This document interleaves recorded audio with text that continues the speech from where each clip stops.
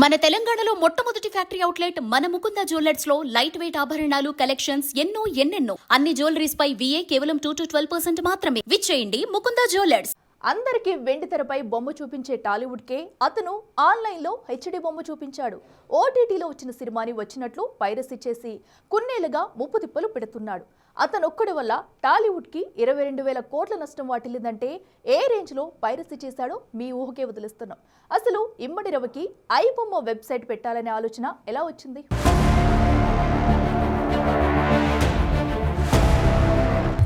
టాలీవుడ్ ను గడగడలాడించిన ఆన్లైన్ ఐబొమ్మ.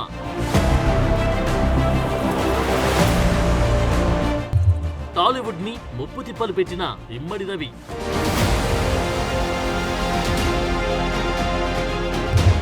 ఐబొమ్మ పెట్టాలనే ఆలోచన ఎలా వచ్చింది?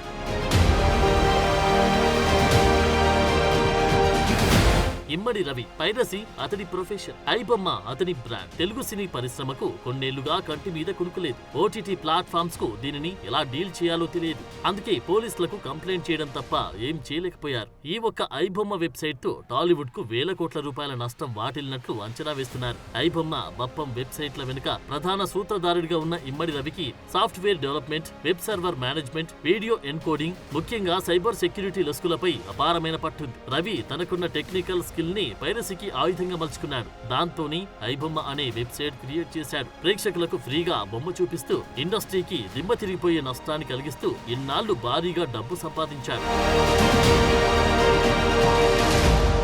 ఐబొమ్మ అనేది ఇమ్మడి రవి మెదడులో అప్పటికప్పుడు పుట్టిన ఆలోచన కాదు. మార్కెట్ లో ఉన్న అవసరాన్ని అవకాశంగా మార్చుకునేందుకు వేసిన పక్కా స్కెచ్ ఇది. చట్ట విరుద్ధమని తెలిసినా రవి ఇదే రూట్ ని ఎంచుకున్నాడు. దీనికి OTT బూమ్ కూడా ఓ కారణంగా కనిపిస్తోంది. కరోనా తర్వాత ప్రేక్షకులు థియేటర్ల కంటే OTT ప్లాట్ఫామ్లకు బాగా అలవాటు పడ్డారు. పదుల సంఖ్యలో OTT ప్లాట్ఫామ్స్ పుట్టుకొచ్చాయి. సాధారణ ప్రేక్షకుడు అన్ని కొత్త సినిమాలు చూడాలంటే OTTలకు ₹1000 ఖర్చు చేసి సబ్స్క్రిప్షన్ తీసుకోవాలి. ఇది చాలా మందికి భారంగా మారింది. ఇంతకు ముందు పైరసీ అంటే థియేటర్లలో మొబైల్ ఫోన్లతో రికార్డ్ చేసిన నాసిరకం క్యామ్ ప్రింట్స్ వచ్చేవి. వాటిని చూసేందుకు ప్రేక్షకులు అంతగా ఇష్టపడేవారు కాదు. కానీ ఐబొమ్మ అలా కాదు, అన్ని HD ప్రింట్లే. పైగా దాని క్యాప్షన్ కూడా క్లారిటీ మ్యాటర్స్ అని ఉంటుంది. అందుకే ఇంత హిట్ అయింది. OTTలకు మించిన ట్రాఫిక్ అంతా ఇక్కడే చేరింది.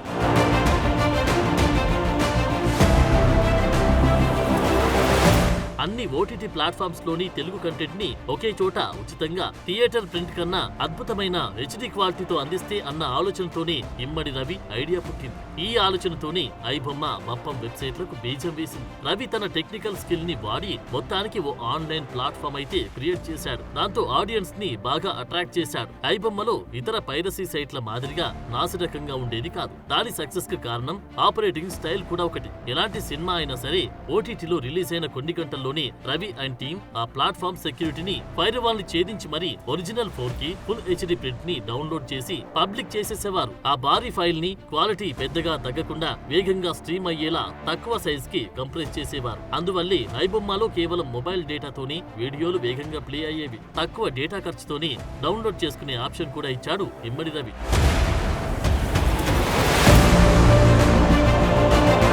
ఇక పోలీసులకు దొరకకుండా ఉండేందుకు సినిమా ఫైళ్లని ఇండియాలో కాకుండా ఇతర దేశాల్లో ఉన్న అజ్ఞాత సర్వర్లలో పోస్ట్ చేసేవారు. బొమ్మ బప్పం టీవీ వెబ్సైట్ల డొమైన్ ని కూడా తరచూ మారుస్తూ ఉండేవారు. అలా టాలీవుడ్ కి జరగాల్సినంత నష్టం జరిగింది. ఇమ్మడి రవికి రావాల్సినంత లాభం వచ్చింది. ఐబొమ్మ వల్ల తెలుగు నిర్మాతలు, డిస్ట్రిబ్యూటర్లు, OTT సంస్థలకు కనీ విని ఎరుగని నష్టం వాటిల్లింది. ఎట్టకేలకు ఎన్నో ఏళ్లుగా ఇండస్ట్రీని షేక్ చేస్తున్న ఐబొమ్మ ఎపిసోడ్ లో కీలక పరిణామం చోటు చేసుకుంది. వెబ్సైట్ నిర్వాహకుడైన ఇమ్మడి రవిని హైదరాబాద్ సైబర్ క్రైమ్ పోలీసులు కూకట్పల్లిలో అరెస్ట్ చేశారు. రవి ఫ్రాన్స్ నుంచి హైదరాబాద్ కు రాగానే పక్కా సమాచారంతో అదుపులోకి తీసుకున్నారు. కరీబియన్ దీవుల్లోని సెయింట్ కిట్స్ లో ఉంటూ రవి ఈ వెబ్సైట్ నిర్వహిస్తున్నట్లు దర్యాప్తులో తేలింది. కోర్టు అతనికి 14 రోజుల రిమాండ్ విధించగా ప్రస్తుతం చెంచల్గూడ జైల్లో ఉన్నారు. కేసు దర్యాప్తు కోసం రవిని 7 రోజుల కస్టడీకి ఇవ్వాలని పోలీసులు కోర్టుని కోరారు. సోమవారం పోలీసుల కస్టడీ పిటిషన్ పై విచారణ జరగనుంది.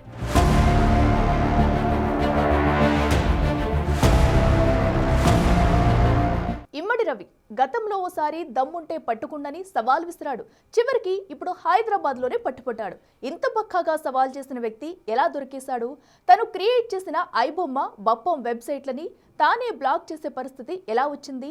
దిమ్మ తిరిగి బొమ్మ ఎలా బ్లాక్ అయింది? ఐబొమ్మ ఎపిసోడ్ లో ఇంట్రెస్టింగ్ ఎలిమెంట్ ఒకటి ఉంది. నిజానికి పేద మధ్యతరగతి ప్రజలకు ఆన్లైన్ లో ఫ్రీగా సినిమా చూపిస్తున్నట్లు కలరింగ్ ఇచ్చాడు ఇమ్మడి రవి. సినిమాలకు భారీ బడ్జెట్, హీరోలకు 100 కోట్ల రెమ్యునరేషన్ అవసరమా అనే క్వశ్చన్ ని రైజ్ చేశాడు. అవి తగ్గించకుండా టికెట్ రేట్లు పెంచడం కరెక్టా అనే ప్రశ్న లేవనెత్తాడు. టికెట్ రేట్లు పెంచితే సామాన్యులు థియేటర్ కి ఎలా వస్తారన్నారు. పైకి ఇలాంటి సమాజోదారక స్టేట్మెంట్లు ఇచ్చిన పైరసీ దందాతో ఇమ్మడి రవి కోట్లు వెనకేసుకున్నారు.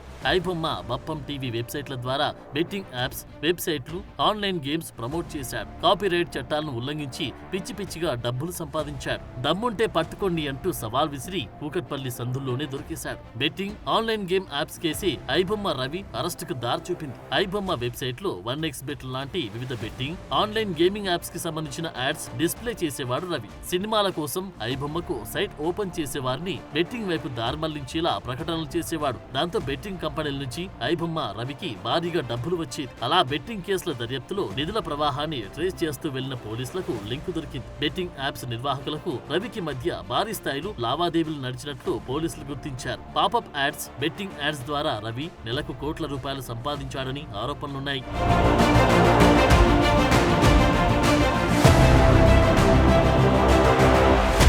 హైదరాబాద్ సైబర్ క్రైమ్ పోలీసులు ఇమ్మడి రవి నుంచి కీలక సమాచారం రాబట్టారు. నిందితుడు ఉపయోగించిన సర్వర్లను కూడా గుర్తించారు. శుక్రవారం విదేశాల నుంచి హైదరాబాద్ వచ్చిన రవిని కుకట్పల్లిలోని రెయిన్ విస్టా ప్లాట్ లో ఉండగా అరెస్టు చేశారు. కరీబియన్ దీవుల్లో ఉంటూ ఐబొమ్మ నిర్వహిస్తున్న ఇమ్మడి రవి స్వస్థలం విశాఖగా గుర్తించారు. రిమాండ్ రిపోర్ట్ ప్రకారం ఐబొమ్మ ద్వారా తెలుగు సినీ పరిశ్రమకు కొన్నేళ్లుగా దాదాపు 22,000 కోట్ల నష్టం వాటిల్లినట్లు ప్రాథమికంగా గుర్తించారు. పైరసీ ద్వారా 100 కోట్లు సంపాదించిన రవికి చెందిన బ్యాంకు ఖాతాలను పోలీసులు ఫ్రీజ్ చేశారు. అంతేకాదు కూకట్పల్లిలోని రవి ఫ్లాట్ నుంచి హార్డ్ డిస్క్లు, కంప్యూటర్లు, అప్లోడ్ చేయడానికి సిద్ధంగా ఉన్న సినిమాల HD ప్రింట్లను పోలీసులు స్వాధీనం చేసుకున్నారు. ఐబొమ్మ వెబ్సైట్, సర్వర్ నుంచి మరికొంత సమాచారం సేకరించారు సైబర్ క్రైమ్ పోలీసులు. పనిలో పనిగా ఐబొమ్మ, బప్పం వెబ్సైట్లను రవితోనే బ్లాక్ చేయించారు. ఏపీ, తెలంగాణతో పాటు వివిధ రాష్ట్రాల్లో ఐబొమ్మపై కేసులు నమోదయ్యాయి. పైరసీ నిర్వాహకం మొత్తం ఇతనొక్కడే చేస్తున్నాడా, వెనుక ఎవరెవరున్నారు, నెట్వర్క్ ఎక్కడెక్కడ ఉంది అనే అంశాలపై పోలీసులు దృష్టి సారించారు.